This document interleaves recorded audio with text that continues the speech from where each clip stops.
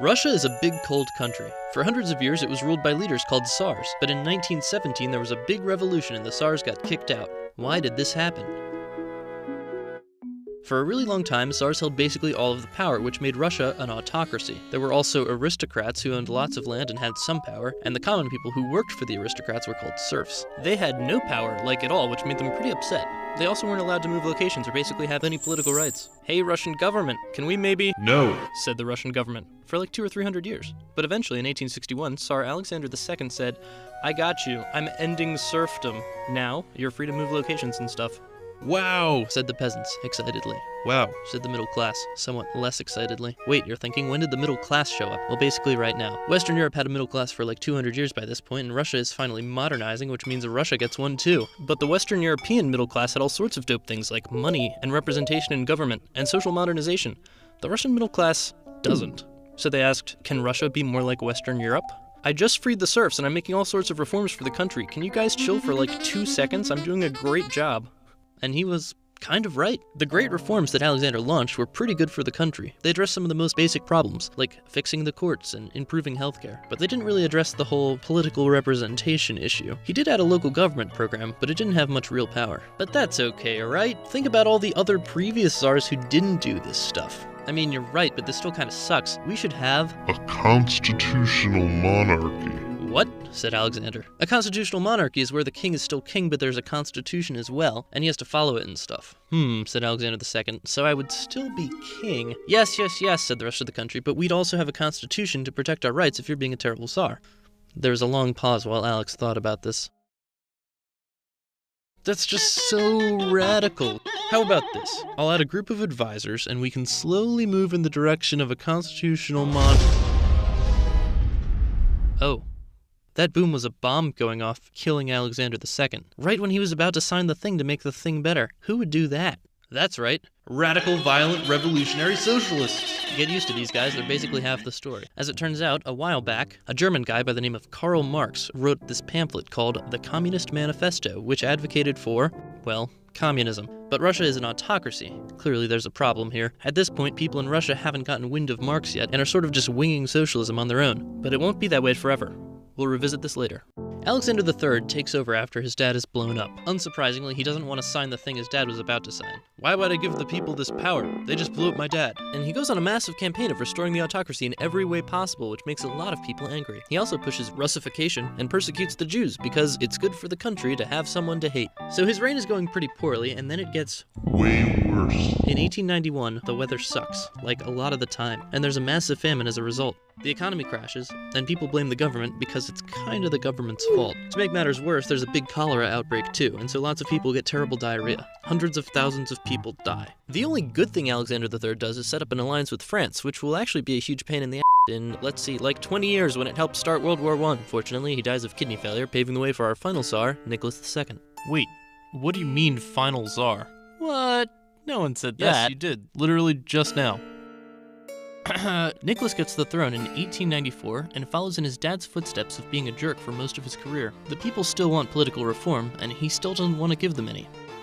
This is Vladimir Lenin. He hates the government because they killed his brother. Granted, his brother tried to assassinate Alexander III and probably deserved it, but hey. Young Vladimir spends a lot of his time joining anti-government groups and reading political literature, like the Communist Manifesto. It had some new ideas about how to govern. Some radical new ideas. Take it away, Carl. What exactly is your pamphlet about? I'm glad you asked. This is all about how society is in conflict under capitalism. The bourgeoisie keep getting richer and the proletariat keep getting poorer, but it doesn't have to be like that forever. During industrialization, people go to cities to find jobs. The jobs in the cities are factory jobs, but the factories are owned by private individuals, and those private individuals will abuse the poor workers who have no other choice but to work for low wages. But if the workers unite together and overthrow the bourgeoisie, then the system will no longer be rigged against them. The workers now own the factories, and production will be for the common good rather than the profit of the few. Now, you have communism. Right. Okay, well, there's a crash course in Marxist philosophy. Young Vlad reads this stuff and thinks it sounds pretty good. Certainly way better than the Tsarist system. Unfortunately, he gets arrested multiple times for various reasons, and eventually gets sent to Siberia in 1897. But during his exile, Vladimir reads a lot more radical literature, and he evolves into his final form, an actual socialist leader, ready to combat the Tsarist regime, which is currently trying to figure out how to get Russian people excited about being Russian when their lives are so So as the Tsar, how do you get the people on your side? That's right, a war! But with who? Japan is doing some stuff over here, and Russia also wants to be doing stuff over here. Problem? The Japanese attack a harbor, and it's kind of a big deal because Russia only has like 2 harbors, so Nick declares war. minor problem, the army is all the way over here. Good thing Russia literally just finished the Trans-Siberian Railroad. So all the troops get on the train and drive out to eastern nowhere, but they only have 1 track, so it's gonna take a while. Realizing they will also need the Navy over there to defend the harbor, Nick sends the Russian Navy right through the Suez Canal. No. What? You can't do that. That's our canal, and we say no. So, Nick sends the Russian Navy right around the entire continent of Africa, and it eventually gets there. So there's some fighting, and everyone expects Russia to be the winner because Russia is quote-unquote Western power, and Japan is, well, Asian, and everyone is racist at this point in history. But the unthinkable happens. Russia loses. Or, to be more accurate, Russia is in the process of losing, and Nick is determined to fight tooth and nail until they win, but his ministers and friends and stuff are like, Nick, stop it, let's just sign a peace treaty, this war is bankrupting our entire country, and our infrastructure sucks, and who really gives a about that part of the country anyway? Nicholas II, after some thought, decides that maybe everyone is right and he should give up. They sign a treaty and begin the long process of having all the soldiers come back to civilization. Now that we got that out of the way, let's recap how Russia stands in the world theater at this point. Industrial power? Pretty good. Growing steadily as more and more people move to cities trying to improve their lives. Farming? Worst among the great powers. The people moving to the cities are now no longer farming, but Russia exports grain to pay for the new factories it's opening, so food shortages are common, which in turn leads to social unrest. Throw an inefficient government and the fact that most of the soldiers are still somewhere in Siberia at the moment, and we have the perfect cocktail to create revolution. Shaken. With fear of a populist uprising, that is. And this fear of a populist uprising is manifested in a great event that we now call Bloody Sunday. Setting, St. Petersburg. Urban workers take to the streets to tell Nick II, hey, we are kind of unhappy and will you please meet with us to talk things out? Luckily, Nick is very reasonable. He listens carefully and responds with, how do these bullets taste? Okay, technically it wasn't his decision, but at the end of the day, the peaceful protesting becomes decidedly less peaceful when the soldiers just start randomly shooting people. Hundreds die. A bunch more get really upset, and they start to realize they don't really like the Tsar. People go on strikes to show how unhappy they are. We're unhappy. We want political representation, and we're not going to do our stuff until you give us some. And the workers don't come into work the next day, or the day after that, or the day after that, until Nick gives up and says, fine, you can have political representation. Here, I made this Duma. It's the answer to all of your problems. And he also lets them make a constitution-ish thing called the October Manifesto, which provides political liberties and stuff. Now, will you please go back to work? Okay, said the people, slowly. But on closer inspection, it turns out this new Duma thing is pretty useless. It was supposed to be a legislative body similar to a European Parliament or American Congress that had some oversight to check the power of the Tsar from doing whatever the hell he wanted. But, since Nick wasn't too keen on this idea, he put a bunch of loopholes in so that he could still remain in absolute power while convincing people they had political rights. It doesn't really work at all. The first 2 Dumas go way off course because the people in it want a bunch of reform, and there are so many of them that they might actually vote the reform into law. Guys, that is not how this is supposed to work.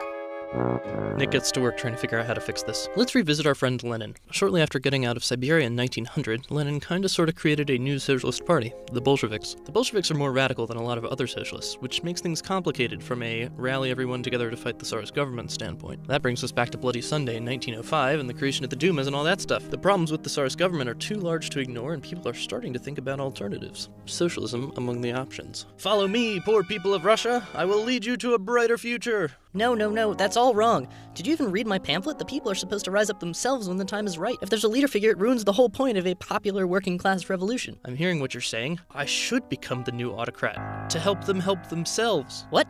No. Good thinking. In theory, Lenin is breaking the rules, but he's trying to be realistic. He thinks that if they wait around for the exact perfect conditions Marx wrote about, they're going to be waiting a really long time. So he decides that he'll adapt Marxism into a more Lenin version of Marxism.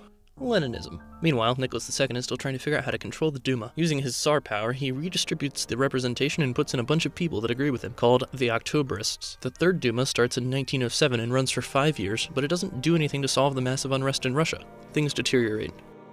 It's now 1912 and time for the 4th and final Duma. Yeah, they said that about me earlier, too. What are you talking about? Nothing. This 4th Duma also does what Nicholas wants, and things are going peachy when... That's right, World War I is breaking out all over the world, and Nicholas feels Russia should definitely get in on the action, partially thanks to that alliance with France his dad made. Unfortunately, Russian enthusiasm for World War I lasts like 2 weeks. Nearly every facet of the war effort sucks. The railroad sucks, the army sucks, the generals really suck, and when everything is at its worst, Nick decides that the only reason they are losing is because he isn't in charge. So he decides to abandon the political unrest at home and go off to lead the army. Back in the Duma, the Octoberists start arguing among themselves, leaving a power vacuum. Most of the Duma members join this group called the Progressive Bloc, whose goal is to salvage the war operation from Nixon competence. Now there's even some socialists in it, including radical Bolsheviks. Wait, so the Tsar isn't here anymore? Nope, he's out fighting somewhere in Eastern Europe.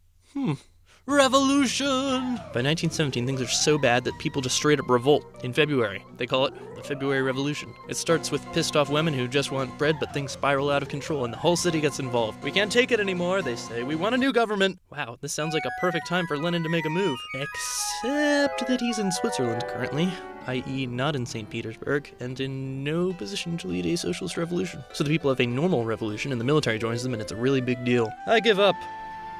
What do you mean you give up? I'm done being Tsar. This sucks. No one likes me. I'm tired of it. Wait, really?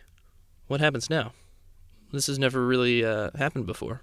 Without a Tsar, the people make a provisional government to keep the country from going to while they figure out step 2. A bunch of confusing stuff happens with various groups fighting for control, and eventually Lenin and his Bolshevik party win. They have another revolution in October, cleverly called the October Revolution, and then fight a civil war for control of the country. Blam! Now the Soviet Union exists.